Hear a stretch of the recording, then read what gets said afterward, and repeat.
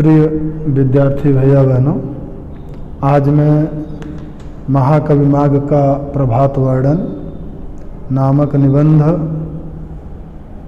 की अंतिम व्याख्या को लेकर आपके सामने उपस्थित हूँ।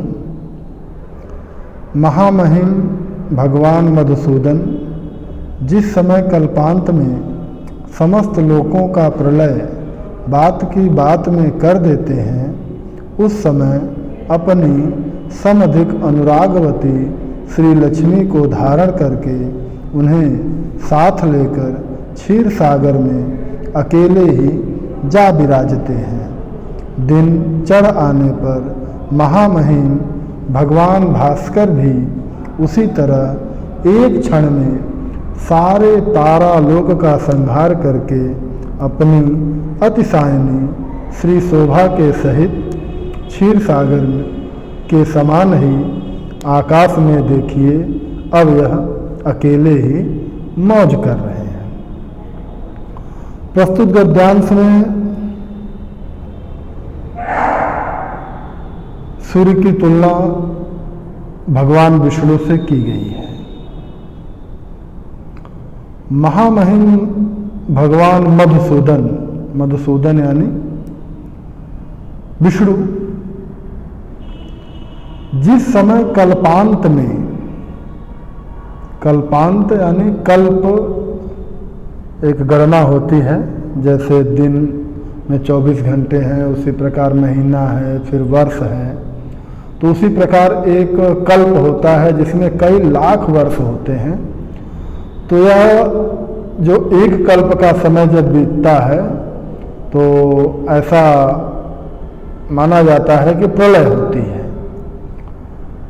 तो वह कह रहे हैं कि कल्पांत के समय, यानी ये कह लें कि सृष्टि के अंत के समय जिस प्रकार भगवान विष्णु समस्त लोकों का प्रलय बात की बात में कर देते हैं। बात की बात यानी अचानक ही, क्षण भर में अचानक ही वह प्रलय कर देते हैं, और जिसके कारण वह समस्त जो सृष्टि है वह क्या हो जाती है, नष्ट हो जाती है। चारों तरफ जल ही जल दिखाई पड़ता है। प्रलय काल में सृष्टि का, इस लोक का कोई भी प्राणी जो है वह जीवित नहीं रहता, केवल आकाश और जल यही शेष रह जाते हैं। तो जिस समय वह प्रलय कर देते हैं और संपूर्ण सृष्टि का नाश कर देते हैं, आकाश और जल के सिवा कुछ भी नहीं रहता, उस समय अपनी समधिक अनुरागवती श्री लक्ष्मी को धारण करके उन्हें साथ लेकर क्षीर सागर में अकेले ही जा विराजते हैं।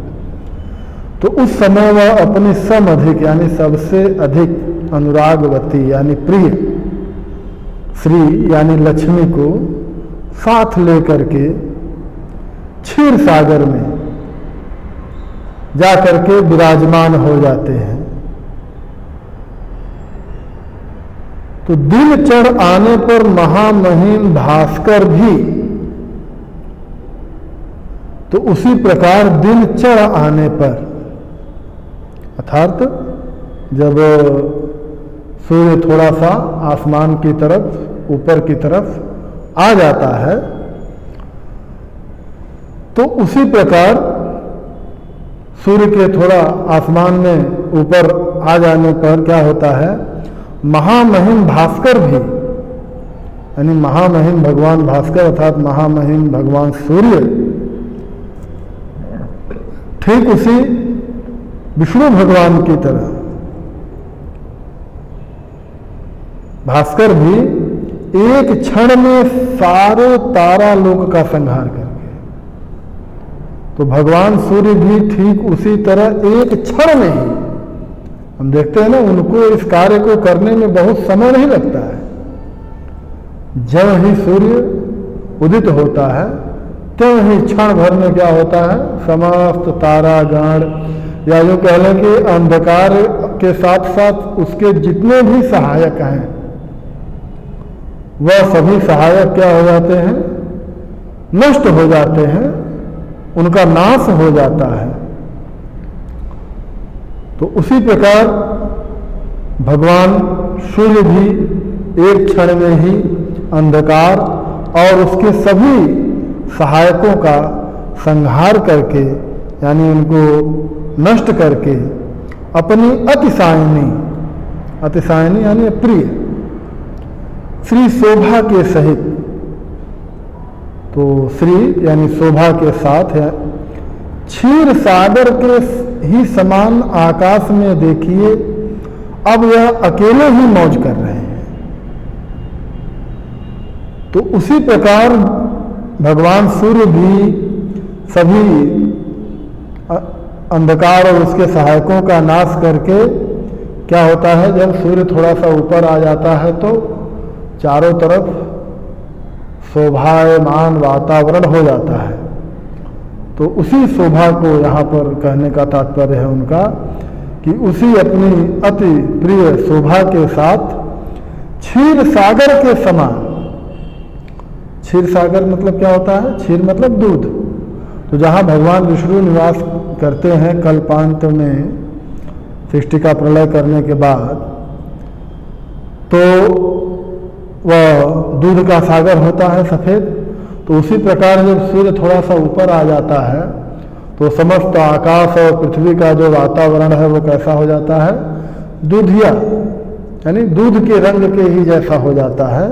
तो इसीलिए वो तुलना जो है यहाँ पर उन्होंने आकाश के किससे की है, क्षीर सागर से की है।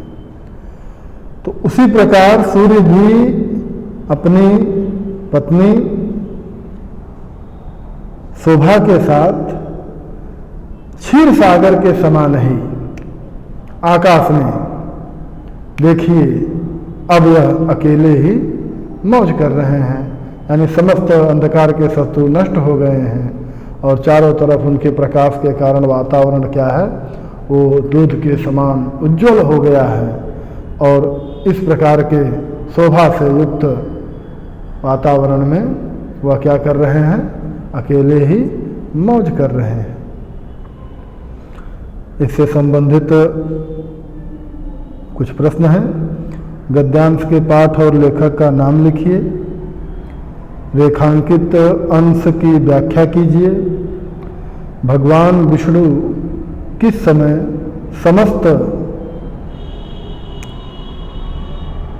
लोकों, यहाँ पर एक थोड़ी सी गड़बड़ी हो गई है, इसको आप देख लीजिए। समस्त